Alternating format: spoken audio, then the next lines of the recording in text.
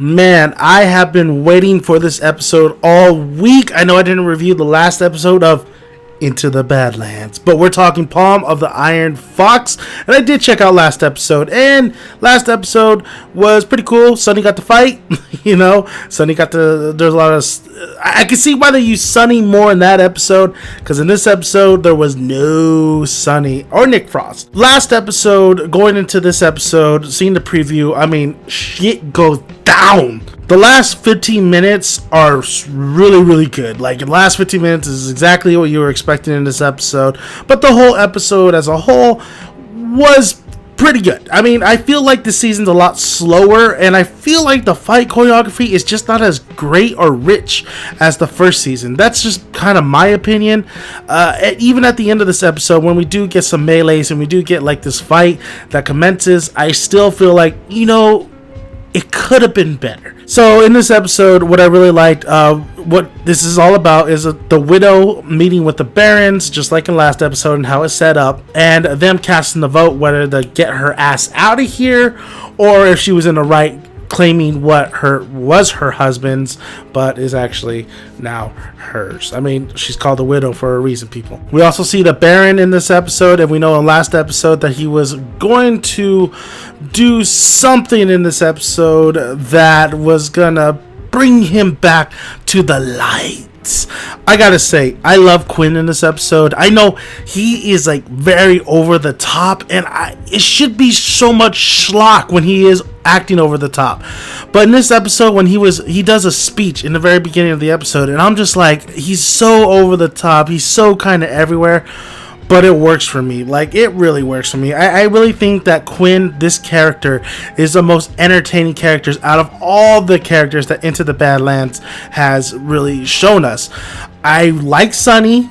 I like what he's doing. I don't necessarily like Sunny in this type right now where he's at. I want him to do a lot more than like in season 1, but I do like Sunny, and I do like the widow, and I think Quinn really brings that menace, that villainous, like that just charm, but just lunacy that you need in this type of show. The one thing that hit me about this episode was the acting. I think the acting's just not that great with certain characters. I think MK is one of them.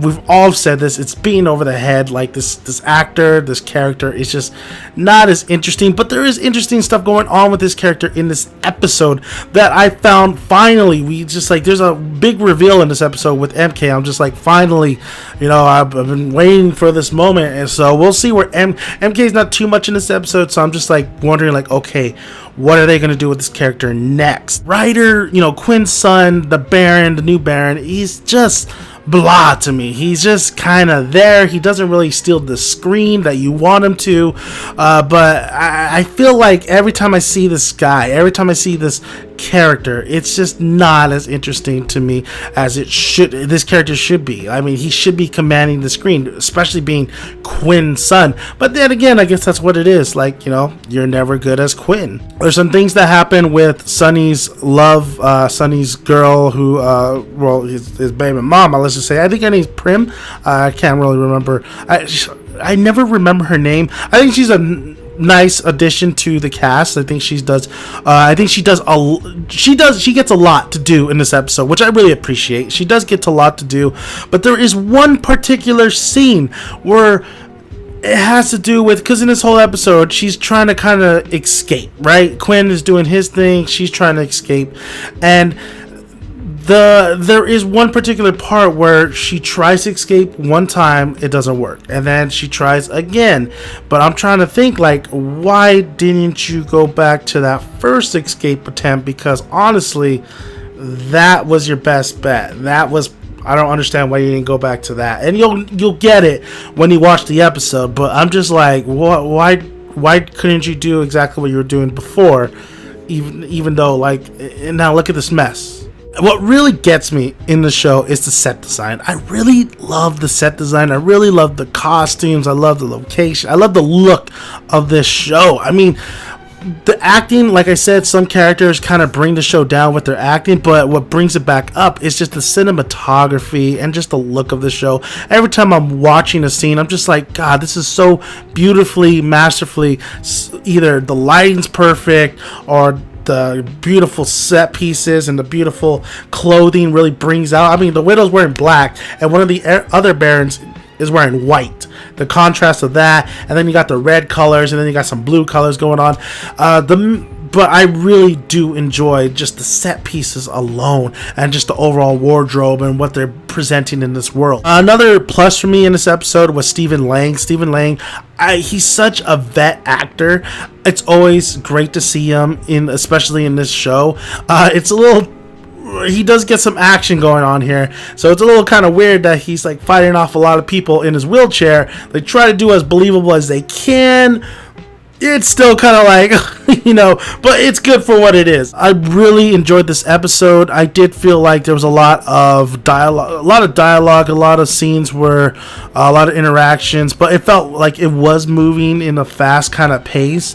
I did feel like it kind of took a while for that promise, that clip that they showed for the preview. It took a while for that to come into play, but the last 15 to 20 minutes, I thought was worth it. But I will say that just like in previous episodes, I will still state it, fight choreography, it's almost there, but then it's just not. You just feel like the fighting could be a little bit better, but I do appreciate the blood. I do appreciate that. So that's my thoughts on Into the Badlands, and I gotta say, this is a show I look forward to every Sunday. There is things I would say is lackluster than the first season, but I think it's still moving along, and I'm still very interested, especially after tonight's episode, where things are going to come into play. And I can't wait to see Sunny actually interact with the Baron and all that, because Sunny and Nick Frost are still trying to figure out how to get into the Badlands. That's exactly what they're trying to do, so that will happen next episode. So thank you guys for listening. I'm Dan Making It Sun. You can find more of my YouTube videos on this channel. Like the video if you like it, comment below. Love to hear your guys' thoughts, and subscribe. Would really appreciate that. So thank you, and good night.